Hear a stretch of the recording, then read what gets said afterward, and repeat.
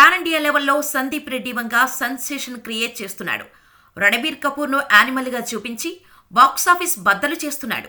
Animal release అయి 3 వారాలైనా వసూళ్లు ఏమాత్రం తగ్గటం లేదు. కేవలం 14 రోజుల్లోనే 784.45 కోట్ల వసూళ్లు రాబట్టింది. ఇది రణబీర్ కెరీర్కే కాదు, ఈ ఇయర్ ఇండియన్ బాక్సాఫీస్కి బిగ్గెస్ట్ హిట్స్లో ఒకటిగా నిలిచింది. ఇప్పటికీ ముంబైలో స్పెషల్ షోలు పడుతున్నాయంటే యానిమల్ క్రేజ్ ఎలా ఉందో అర్థం చేసుకోవచ్చు. మంచి జోష్లో సెకండ్ వీక్ కంప్లీట్ చేసుకున్న ఈ మూవీ ఖచ్చితంగా థర్డ్ వీక్లో 1000 కోట్ల మార్కును టచ్ చేయడం గ్యారంటీగా కనిపిస్తోంది. ఒక ఏ రేటెడ్ సినిమా ఈ రేంజ్ వసూళ్లు చేయడం అంటే మామూలు విషయం కాదు.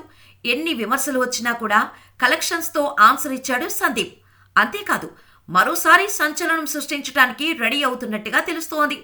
యానిమల్ తర్వాత ప్రభాస్తో స్పిరిట్ మూవీ చేయనున్నాడు సందీప్. నెక్స్ట్ ఇయర్ సెప్టెంబర్లో ఈ సినిమా సెట్స్ పైకి వెళ్తుందని ఇప్పటికే చెప్పేశాడు. అయితే యానిమల్ క్లైమాక్స్లో యానిమల్ పార్క్ అంటూ సీక్వెల్ అనౌన్స్ చేశాడు సందీప్. కానీ ఇప్పట్లో ఈ సినిమా ఉండదని అనుకున్నారు. స్పిరిట్ తర్వాతే ఉండే ఛాన్స్ ఉందన్నారు.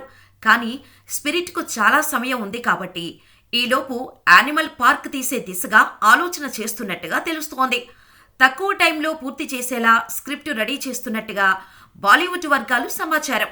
అయితే ప్రస్తుతానికి ఇది చర్చల దశలోనే ఉందట. ఇప్పుడే ఏమీ చెప్పలేనని నిర్మాతలకు చెబుతున్నాడట సందీప్.